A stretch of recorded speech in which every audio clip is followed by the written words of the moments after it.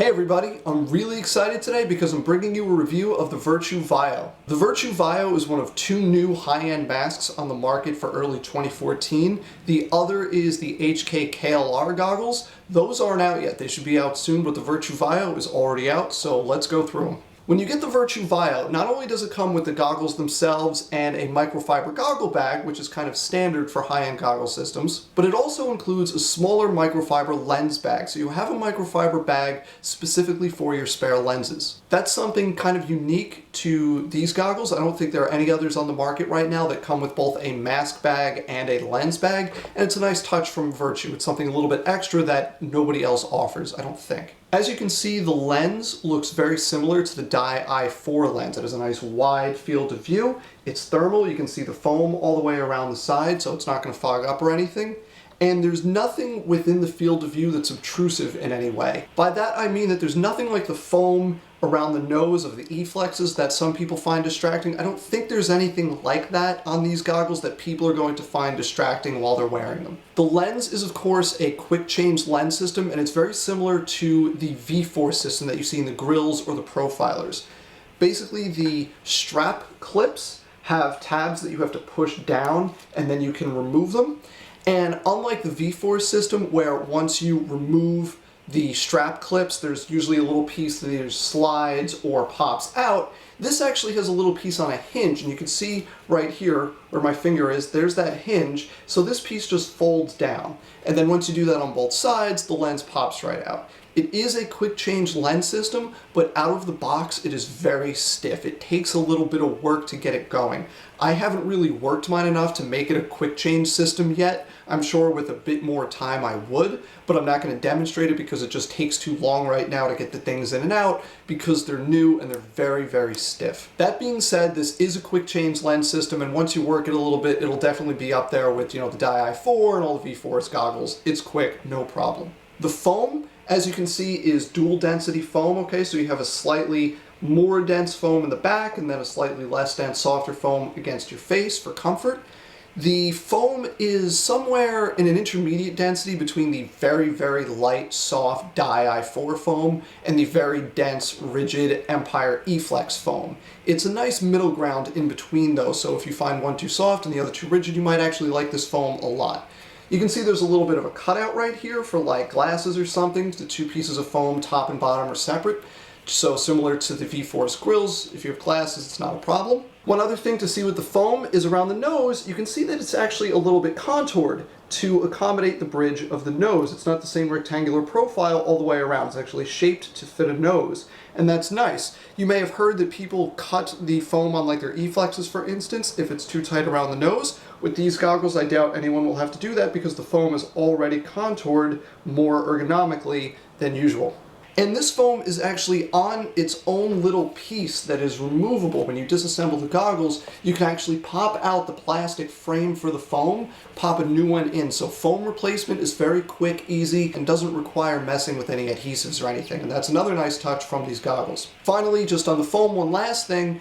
There is a little piece of foam on either side by the ears on the strap clip and the lens retention tab hinge thing right here. This is a very, very light, soft foam. I don't know that if this piece was to actually be up against you pressing that the foam would really do a whole lot because it compresses really easily.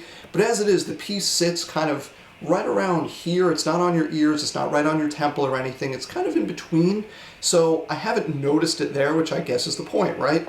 I haven't noticed anything pressing into my head there, so maybe the foam is doing its job. I can't really tell, and that's fine. But the foam is there in case that is a bit of a pressure point for you. Now, when you look at these goggles, the first thing you might notice is that there is a ton of venting, right? You see on the sides, the front, there's a whole lot of venting, even all the way up into the nose. That's a little bit deceptive because the breathability on these goggles actually isn't as good as you might expect given the amount of venting, and it's because of the size of the vents. If you look from the inside, you can see that the vents are actually relatively small and make up a relatively small fraction of the total surface area of this nose.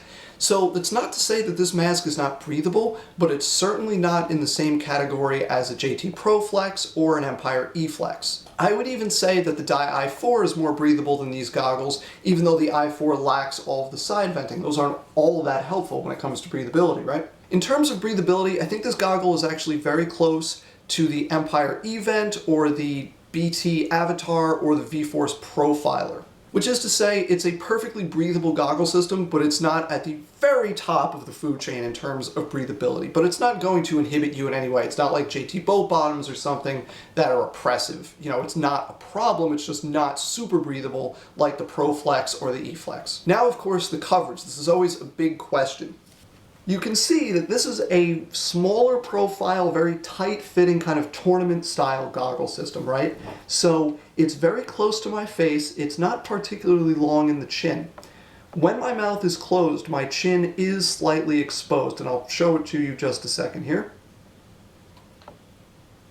Okay, so I'm able to actually touch the bottom front of my chin when my mouth is closed, so it's a little bit short. It's a little bit shorter than the Dye i4s, but remember the i4s come to a bit of a point, whereas these are rounded on the bottom, so it very quickly becomes better coverage than the i4s, even if it's not quite as long right at that center point.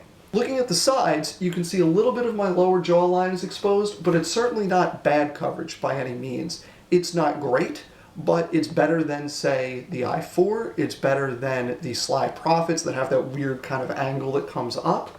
And as you work your way back, notice that this angle isn't particularly steep, right? Some goggle systems are very steep as they go back towards your ears. This one isn't, so the coverage relative to the jawline actually improves as you move towards the back of the face. And then note the ear coverage. These ear pads are fairly wide. Just a little bit of my earlobe is hanging out the bottom, but for the most part, my ear is fairly well protected.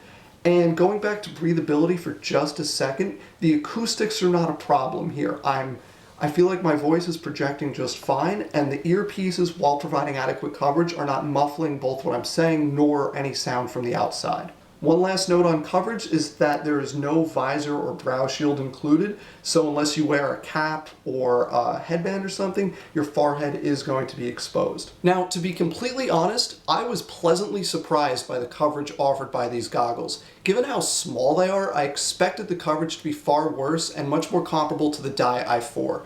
Instead, I think the closest goggle system that I've tried of all the ones that I've tried is actually the Proto Axis Pro. Despite being so small, these goggles actually benefit in terms of coverage from being such a tight fit and sitting so close to your face. That means that they actually provide better jawline coverage from the side than much larger goggle systems like the Proflex, the eFlex, and the eVents, simply because those goggles all sit fairly far from your face. So while their frontal coverage is superior, it sits so far that their jawline coverage from the side is well above your actual jawline, whereas these, sitting so close to your face, is actually pretty close. Of course, all of these distances are in fractions of an inch, but still, this is surprisingly good coverage. Coverage, of course, isn't the only aspect of protection, right? There's also the rigidness of the goggles themselves. The front of these is pretty sturdy. You can really press on that, and it's got a little give to it. You can see you can bend it up from the bottom a little bit, but there's no way you're going to get smacked in the face with the front of this. It's not like a Proflex or an eFlex. It really is kind of like the soft parts of a V-Force Profiler. Now from the side, you can see you have a lot more give, okay? It doesn't really take much effort to squeeze the sides in. That's common on a lot of goggles, and it might promote bounces or it might not because of the kind of intricate contours here, but either way, it's a little softer on the sides, but definitely adequately rigid on the front to protect your nose and mouth. One of the big draws with this goggle system is, of course, the customization. All of the different parts come in lots of different color schemes, and they're all interchangeable. Because the bottoms, the frames, the lenses, the ear clips, the ear pads, the strap, all come in many, many, many different colors. There are literally thousands of color combinations for this goggle system. For instance, the bottoms here, you get them in solid colors like this. You can get them in dual colors where this little strip here is a different color. You can get them where the venting is different colors. The front vents don't match the side vents, which are different from the main part, which are different from this little strip around the top. You can get tons of different color schemes. And then of course the frames can be different, the earpieces, everything can be different. So when I say there are thousands of different possible color combinations for these goggles, I'm not kidding one bit. Included in that customization ability is the quick interchangeability of all the parts. So these were designed to be able to come apart fairly quickly, and I'll show you part of that right now. The earpieces are connected to the face pieces with just a little button right here, okay? It's very easy to get on and off, but I don't think you have to worry about it coming undone on the field. Once you undo those buttons on either side, okay, then you can just take the face piece off. You have to kind of press and pull at the same time, and the face piece comes right off just like that. It's pretty simple, except for the two clips on the end I find a little challenging. When you take it off, it works best to start from one side and go all the way around. Putting it back on, I find it works best to start with the nose and then work towards either side. As you can see, there are, I think, 11 clips here holding this on, 5 on either side, plus the one right in the middle of the nose. And the fact that you have to push it and then kind of pull it at a different angle, I don't think you have to worry about this coming off on the field because of a hit or anything. It's definitely secure enough to stand up to anything like that. I wouldn't worry about it one bit, despite the ease of changing it in and out. So let me just show you how to get this back on. Like I said, start with the middle of the nose, work your way around. Just have to make sure that each piece clicks into place as you go. And as I said, one, this will get easier with time, and two, this final one by the ear is always the most challenging. And then you just click that button back into place to connect the ear padding back onto the faceplate, and you're good when you get to each side. Last one's always the hardest. There it goes, and then click the button and you're good. One other aspect to the customization is that you can dual strap these goggles very easily if you like having 2 straps instead of 1. Virtue actually offers these, I believe, with 2 straps from the factory. It's one of their custom options. But you can also get it, as you can see, with 1 strap. And then finally, you also have the option of a chin strap. It actually loops in with Velcro right on the ear clip there and there. It's very easy to take on and off and adjust. I took it off because it's just easier to manipulate without it. But if you like chin straps, it comes with it, but it's removable with Velcro, so you don't have to cut it off. Finally, of course, the price. These goggles, being the super high-end goggles that they are $125 for the base model like this, solid black, solid gray, something like that.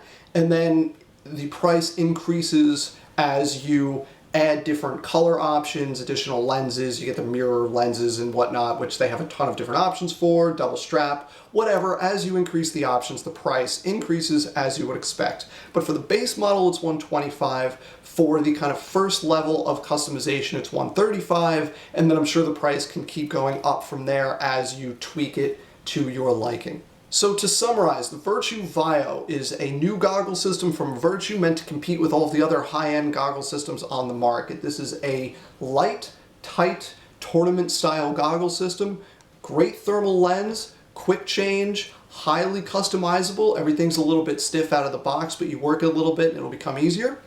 It is comfortable, it's light, it fits very close to your face. The breathability is good, but not great, but it's right in the middle of the pack, and it's certainly not a problem.